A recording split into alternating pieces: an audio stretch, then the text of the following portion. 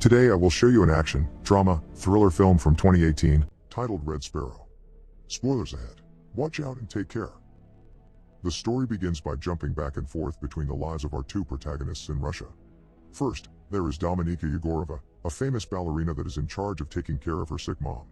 After a visit to the doctor, Dominika leaves her mother with a caretaker so she can go to work. Once in the theater, she changes and puts on makeup before going to meet the guests, which include her uncle Ivan Egorov, Deputy Director of Russian Secret Service. He introduces her to Dmitry Ustinov, a Russian gangster that asks her for a picture and takes the chance to touch her improperly. Moments later, the play begins and Dominika is dancing as wonderfully as ever when suddenly, his dancing partner jumps and lands on her leg, breaking it. Dominika is immediately taken to have surgery. The other character we follow is Nate Nash, a CIA agent, who is taking a phone call from an automatic caller that dictates some words to him. He uses those words to decode the address of a meeting location, and he takes his gun with him before leaving. The chosen spot for the secret meeting is the park at night, and when he arrives there, he notices he's being followed by a car. A mysterious man, codename Marble, is walking towards him as well, and Nate hands him something as they cross each other on the road before they go on as if nothing happened. The car is still following him, though, so to give the man a chance to escape, Nate creates a distraction by shooting the floor and starts running away as the car gives him chase. He reaches town and is surrounded by the police just as he makes it to the American embassy. Inside, he meets with his bosses, who tell him the asset is safe, but Nate will still be sent back to the USA for his mistake. The next day, Ivan visits Colonel Zakharov, director of the Secret Service, in his office. General Vladimir Korchnoi is there as well. They show Ivan a video of Nate's meeting at the park and mention he's a CIA agent that left the country that morning, but their main interest lies in the other man and finding out his identity. We cut to Dominika then, who is waking up at the hospital to find her leg in a metal frame. She starts crying when she realizes she won't be able to dance again. 3 months pass. Dominika, who is still walking with the aid of a cane, is visited by Ivan. He comments on the fact a replacement for her has already been found and how the theater had been lending them the apartment and covering her mom's medical expenses, all that will stop soon now that she doesn't work for them anymore. Ivan says he wants to help her and asks her to come to him when she's ready. He also leaves an envelope for her before leaving.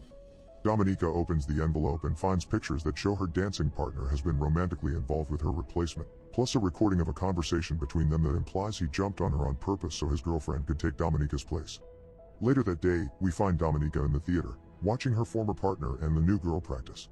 After they're done, they go to the steam room and Dominika follows them, only to find them having relations. Rage takes over and Dominika starts using her cane to beat them both to the ground before running away. On the bus home, she sees her hand stained with blood and decides to get off, stopping by a payphone to report what she did as an accident. When she arrives at her apartment, she finds her mom on the bathroom floor, the caretaker nowhere in sight. Her mom tells her she didn't come because the theater stopped paying her. Knowing she has no other choice now, Dominika goes to see her uncle to ask him for help. He accepts as long as she helps him in return with a little case. The Secret Service wants to know more about Ustinov, whom Dominika had met at the theater. Ivan wants her to approach him, befriend him and gain his trust using her charms. Dominika at first refuses, but Ivan wins her over by reminding her how awful state hospitals are and how he can give her mom the best doctors instead. That very night, Dominika goes to the hotel Ustinov is staying in, wearing the dress she's been given. She goes to the bar to wait for Ustinov to approach her first, which he does. Dominika tells him she's come to see him, wanting to feel special again, so they leave for her room. She asks the guards to give them privacy and Ustinov starts undressing as soon as his men leave the room, then asks Dominika to do the same. She does so after some hesitation, and when she comes closer, Ustinov wastes no time in taking advantage of her. Their intercourse is suddenly interrupted when a man wearing a black helmet appears behind Ustinov and cuts his throat. The body is thrown on the floor and after asking for silence with a gesture, the man throws Dominika a coat for her to cover her blood-stained body and takes her out of the room through a back door. When they make it to the parking lot, he shoots an employee before getting them on his bike and driving away to an abandoned building. Inside, the man takes off his helmet to reveal Sergei Matorin, another Secret Service agent sent by Ivan, who is in another room in the same building together with Korchnoi, watching Dominika on the security cameras. When Korchnoi mentions she's a witness and she should be eliminated, Ivan mentions she could be useful. Ivan changes rooms to go see Dominika, and confesses he did know what would happen in that room and didn't tell her because she wouldn't have done it if she knew. He makes her an offer then, since she's so good at this, she can be sent to a special institution to be trained to be an agent. If she refuses, he won't be able to protect her, so she can only accept. Dominika leaves for the institution a couple of days later. When she arrives there, she's received by Matron, the headmistress of Sparrow School. She gives Dominika a fake name to use in the school before taking her to her room. Classes start soon after that, Matron talks about the modern world being in chaos and how Russia is the only country willing to make sacrifices to fix it. The students will be trained to be sparrows, spies who specialized in seduction and psychological manipulation. Dominika and a student named Victor are called to the front of the class and asked to strip. Victor does so without issues, but Dominika doesn't dare. Matron scolds her for it. We then cut to Nate, who's been summoned by the CIA's discipline panel to be informed he'll be suspended for his mistake in Russia and he can't leave the country. Nate protests because their mole, Marble, has been working with Nate for 3 years and won't trust anybody else, but he isn't hurt. Back in the Sparrow school, during a class with Matron, she tells them they need to be able to identify what their targets want. She puts some videos on TV for examples for them to work on. The first one Victor guesses wrong and Dominika corrects him, earning her his dislike. The second is guessed by another female student, who is called to the front of the class and told she will have to use her mouth on the man from the video, who is brought into the classroom in cuffs. The girl gets on her knees but is incapable of doing it. She falls to the floor crying. Matron reminds all the students that they need to learn to trick their bodies and teaches them some basic seduction tricks. Back in the USA, Nate notices he's being tailed and informs his superiors of this. He learns that the CIA hasn't heard anything from Marble and he takes the chance to remind them he will talk if it's Nate that contacts him. They reach a deal. He can't still go back to Russia, but they can send him to a country nearby so the Russian Secret Service will know he's around and Marble will resurface. Nate accepts for the team to come with him. Meanwhile, in the school, the students are asked to give a welcome to a group of soldiers that just returned home from war. Dominika chooses a young man and takes him to her room where she successfully gives him a hand. Later that day, Matron and the students watch all the videos of their performances with the soldiers. Matron tells Dominika her technique was good but she still hasn't learned to give herself up. After class is over, Dominika goes to the showers, where she's assaulted by Victor. She defends herself by taking the water tap from the wall and hitting him with it. In the meantime, Ivan, Korchnoi and Zakharov are discussing the fact Nate has been relocated to Budapest. They want to do something about it, but they know the president doesn't want them anything that may come off as antagonistic against the USA. Ivan proposes they give the mission to someone else. Back in the Sparrow school, Matron and a newly arrived Korchnoi question Dominika for her attack on Victor. Matron thinks Dominika still has potential. Korchnoi asks for a moment alone with her. After everyone else leaves the room, he questions Dominika again, and she explains she owes and serves the state, not her classmate. She's allowed to go back to class, where Matron once again calls her to the front while Korchnoi watches from a security camera. Dominika is shown a picture of Victor and asked what he wants as he enters the room. Matron orders her to give him what he wants. Victor asks her to turn around. Dominika refuses and gets into action. As she undresses, he tells Victor to look at only her, and once she's completely naked, she sits on the table with her legs open, egging him on to take her. Victor can't get it up and runs away when she teases him for it. Then Dominika answers Matron's question. What he wants is power. Korchnoi is impressed. Moments later, Matron meets with Dominika in private again and tells her she'll be sent back to Moscow. Days later, while reuniting with her mom at their place, Dominika receives a call that tells her to meet Ivan at a restaurant. When she makes it there, she sits with him and he explains her next mission.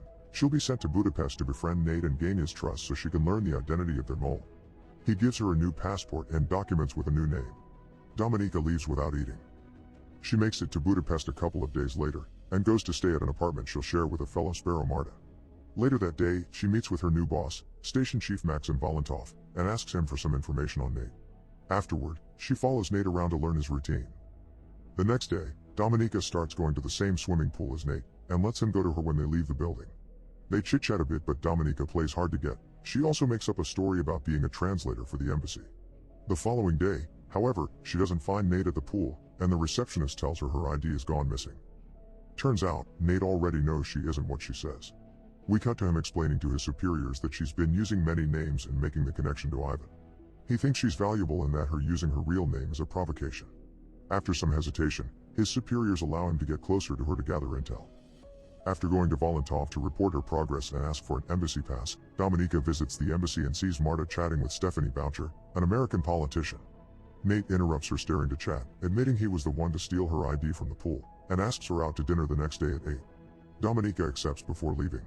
Back in her apartment, Dominika searches Marta's room and discovers she's been buying intelligence from Boucher.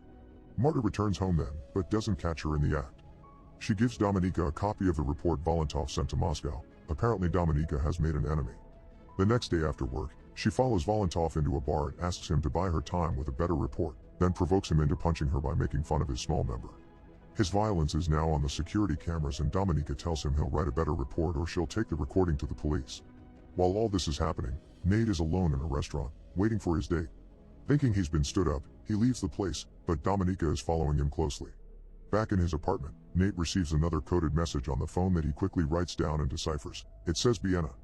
He's about to leave when a crying Dominika rings his bell. He allows her to come in. While sharing some whiskey, Dominika tells him his boss assaulted him. When Nate asks her how she knows where he lives, she raises the volume of the TV so they can't be heard. Dominika asks him what happened in that park in Russia and kisses him after he tells her. Nate tells her to go home and figure out what she wants. The next day, Ivan visits Dominika before leaving for Vienna. He asks about her progress with Nate since their superiors are getting impatient. To buy time, she lies and tells him she's also working with Marta on her voucher case, but she'll need more money. Ivan accepts and asks for his coat to leave. Dominika gets it for him but not without secretly taking a peek at his passport. After he's gone, Marta approaches Dominika with her gun. She overheard the lie and is angry because the voucher case is supposed to be only hers. Dominika promises she'll give her all the credit and more money. She just lied for the extra time. Marta only accepts because she has no other choice. Later on, Dominika goes to Vienna and opens a bank account there while Marta visits Valentov to tell him she knows how to get rid of Dominika. Dominika returns to her place that night and finds Marta murdered in the bathtub. Suddenly, Sergei appears behind her and grabs her by the neck to pass on a warning. This is what happens to those that share secrets. He also tells her to call the police before he disappears. We cut to Nate there, who is reporting to his superiors about having met with Marble in Vienna. Marble has given him some files confirming Dominika is a Sparrow, and that makes Nate think she's even more recruitable.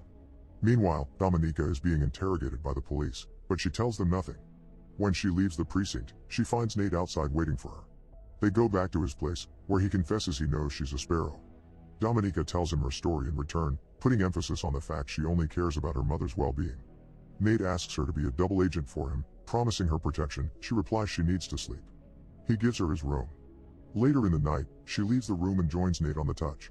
After asking if she can trust him and getting a positive answer, she makes love to him. The next morning, after she confirms she accepts his deal, Dominika goes back to her routine, writes a fake report on Nate saying she has him in her pocket and then returns to her place to wait for his signal, which is a simple phone call that plays her favorite song. Dominika meets with Nate's superiors and is put through a lie detector test to see if she can be trusted. When they accept her, she asks for money. They laugh at her, but they change their minds when she tells them she can give them Boucher.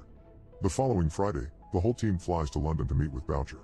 Dominika stays in a special hotel room the CIA prepared for her with security cameras to monitor her and a set of discs hidden under a desk to change for the real ones later. Moments later, while she's at the bar waiting for Boucher, he's surprised by the sudden appearance of Valentov, who supposedly wants to help. Dominika sends him to her room, otherwise his presence will scare Boucher off. Boucher arrives soon afterward and Dominika goes to her, explaining Marta sent her. Boucher doesn't like this change and is about to leave, but Dominika convinces her to stay when she threatens her with some dangerous pictures and mentions the money. Both women go to Dominika's room where Valentov is waiting. Boucher gives her the discs in exchange for the money, and Dominika pretends to take the discs to her computer to check they're real when she's actually trading them with the CIA's. Dominika and Valentov leave then after telling Boucher to wait an hour to leave too, but Boucher is anxious and drunk so she leaves soon after. When she makes it to the street, she notices she's being followed and gets scared, so she throws the money in a trash can and crosses the street where a truck hits and kills her. Dominika is in a car with Valentov when this happens, and he quickly gets the news on the phone. He tells Dominika they've been given orders to return to Moscow immediately and takes her passport. When they make it to Moscow, Ivan takes the discs from Valentov before arresting him. Both he and Dominika are under suspicion of having helped the Americans. When asked about it, she denies it, so she starts being tortured in different ways for the real answer, but she doesn't give in. They even show her a video of how Valentov was shot for lying, but when the interrogator points at her head and she lies again, nothing happens. Ivan takes over then, and Dominika manages to manipulate him into protecting her. She's allowed to return home, but when she gets there, she feels so dirty she doesn't let her mom hug her. After a difficult meeting with Korchnoi and Zakharov, Ivan returns to his apartment, where Dominika is waiting. He tells her they've granted her request to let her keep working on Nate. She kisses him before leaving. Dominika returns to Budapest and meets with Nate. They go to his apartment, where he expresses his suspicions of her quick release.